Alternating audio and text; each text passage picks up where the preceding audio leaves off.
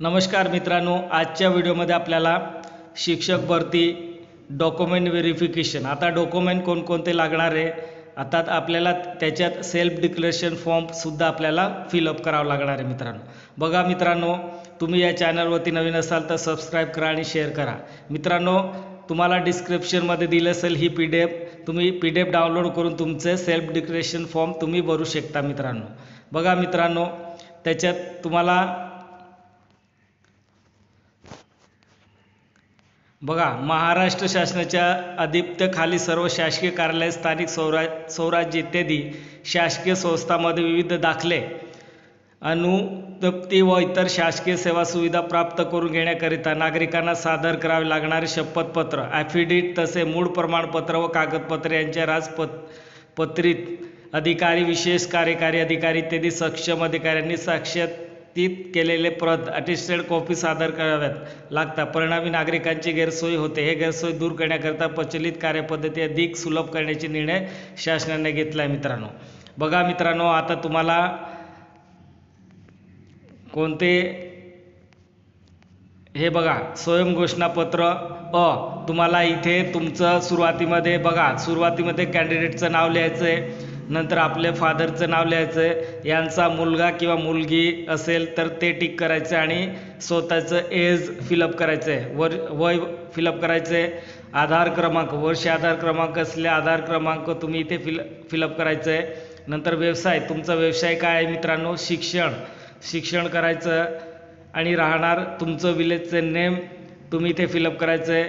याद्वारे घोषित करतो की वरील सर्व माहिती माझ्या व्यक्तिगत माहिती व समजुतीनुसार खरी आहे. सदर माहिती खोटी आढळून आल्यास भारतीय दंड संहिता अन्वये आणि किंवा संबंधित कायद्यानुसार माझ्यावर खटला भरला जाईल व त्यानुसार मी शिक्षेस पात्र राहील याची मला पूर्ण जाणीव आहे. मित्रांनो, हे स्वयंघोषणापत्र आहे. सेल्फ डिक्लेरेशन फॉर्म आणि स्वयंघोषणापत्र एकच असतं मित्रांनो.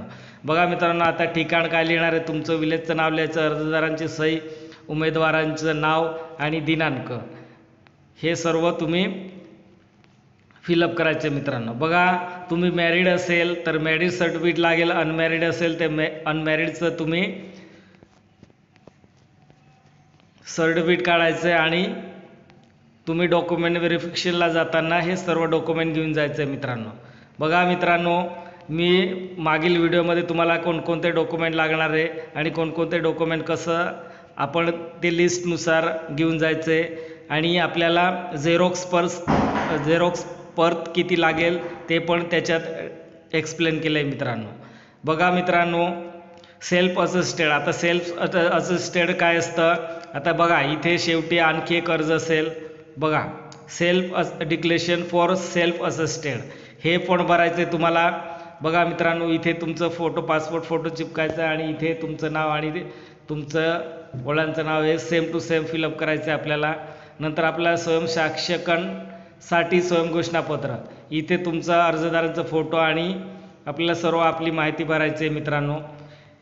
हे भरल्यानंतर मित्रांनो, हे सर्व तुम्ही ॲप्लिकेशन तुम्हाला मी डिस्क्रिप्शनमध्ये PDF देणार आहे मित्रांनो, तिथून डाउनलोड करायचे आणि हे आपल्या डॉक्युमेंटसोबत घेऊन जायचे मित्रांनो. बघा मित्रांनो, व्हिडिओ आवडला असेल तर सबस्क्राईब करा आणि शेअर करा. असे नवनवीन व्हिडिओ पाहण्यासाठी किंवा नवनवीन अपडेट पाहण्यासाठी तुम्हाला या व्हिडिओ माध्यमातून तुम्हाला कळवले जाईल मित्रांनो.